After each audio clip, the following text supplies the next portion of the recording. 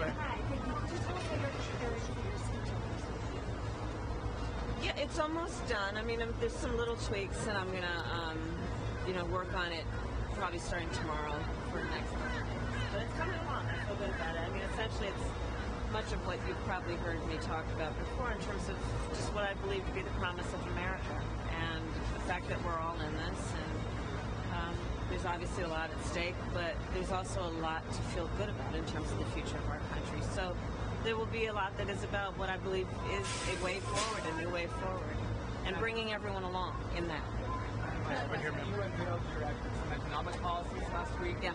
Can you explain how you're going to pay for those, and can you give us a sense of what other policies you want to unveil going forward? Sure. Well, I mean, you just look at it in terms of what we are talking about, for example, around children and the child tax credit and extending the EITC.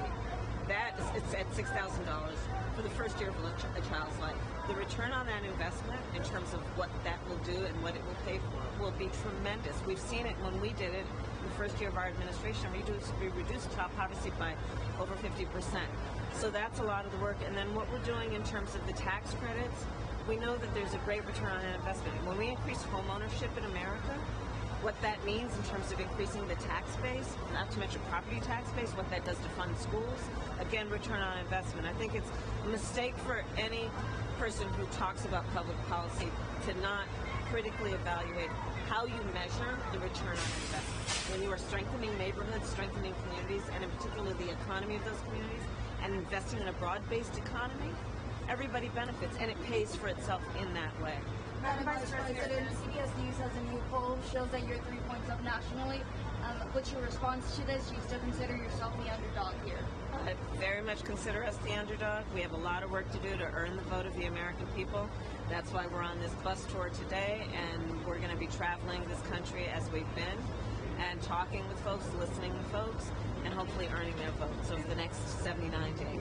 This is Darlene, one more, last one, Darlene. Pennsylvania since you became the Democratic nominee. Do you feel like you have ground to make up here? I feel like we need to earn everyone's vote.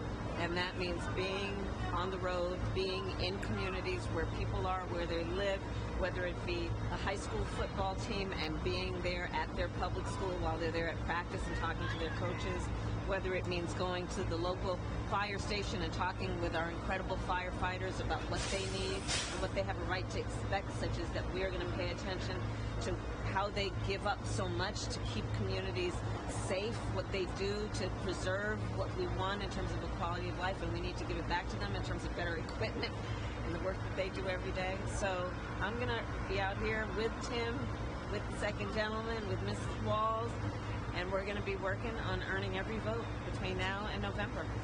Last question. Do you think Israeli Prime Minister Netanyahu is ready to agree to a ceasefire deal?